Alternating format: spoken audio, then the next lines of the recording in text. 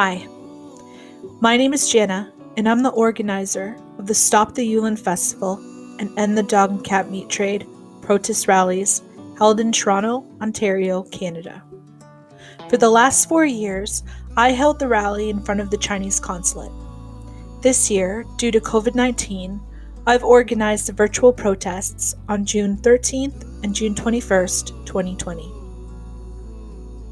I've been asked several times throughout the years, what needs to be done to rally for this cause, and how do you organize everything? I hope this video helps and inspires you to get out there and start your own rally to stop the Yulin Festival and end the dog and cat meat trade.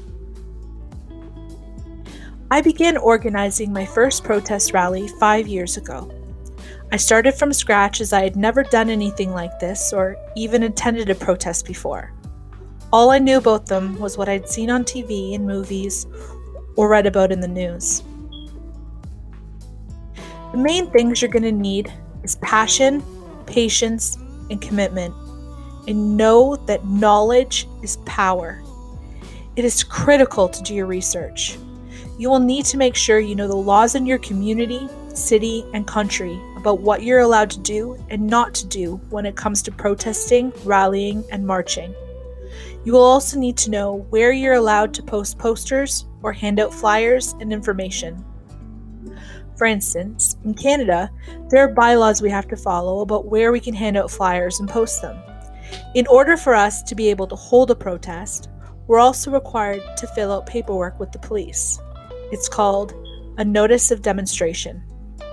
In 2018, we were verbally attacked and people went up to the police and asked for us to be removed from the area, and some people even asked for us to be arrested. But the police showed them our paperwork and stated we had the legal right to be there. I work extremely hard to make sure that my protests are peaceful and respectful. I will not allow ignorance, racism, or abuse of any kind. We cannot be the voice for these animals if we produce hate. When posting about your rally, remember to always include the date, time, and location. It's important to include this key information as you want as many people in attendance as possible. Contact your friends and family and everyone in your social media circle. Ask them to help spread the word, sign your petition, and attend your rally. Also, reach out to animal organizations, charities and groups that assist in rescuing dogs and cats from Yulin and the meat trade, but also animal rescues in your community. You can also reach out to the media, but don't be discouraged if they're not interested or willing to participate. If you know people in the industry, they may be more willing to report on your rally or even attend and help you promote it. You'll also want to start a petition. Care2 and Change.org are just 2 sites that you can create a free petition on. You also need to create promotional material, such as online ads, posters, flyers, handouts, signs, buttons, t-shirts, etc. And it's important to have social media accounts and post as much as you can. This aspect of organizing is not only time-consuming, but will cost you money. Each year, I have funded everything completely by myself. Through the years, all these costs add up, especially over time, and it's expensive. And this year in particular, with COVID-19, it's gotten even more difficult. So on June 18th, 2020, I created a GoFundMe, and hopefully it will help. Make as many protesting signs as possible, as you can't predict how many people will bring their own. And create printouts of chants and pamphlets. 2 to 3 hours is a lot of time, and you want to make sure your rally always moves forward and keeps people engaged and educated. As organizer of the protest, it's important to introduce yourself to the group and greet as many people individually as well. These are ideal times to ask who's willing to hand out flyers and help obtain signatures for the petition and who feels more comfortable chanting and holding signs. People may need to use the bathroom, want to know where they can park, where they can stand, or put their belongings while protesting. So make sure you know the area. Also, take the time and learn where the land boundaries are. It's illegal to stand on consulate grounds, so if you violate these laws, it's possible that you and your protesters could be arrested or they could decide to shut your protest down. As long as the bylaws allow, invite people to bring their dogs and take the initiative to have water and bowls for them.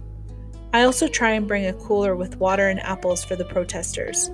It's important that no one gets dehydrated or suffers sunstroke. The safety of the protesters is your responsibility, so make sure you know the rules and you follow them, because you're in charge, so you'll be the liaison between the police and protesters. It's your responsibility to make sure things stay calm, as you may be held accountable for their actions. And remember that the actions of others reflect directly on you, your rally, and your cause. You can't be the voice for these animals if people are being hurt, disrespectful, or property is being damaged. Work with the protesters to ensure everything stays calm and you have a peaceful protest.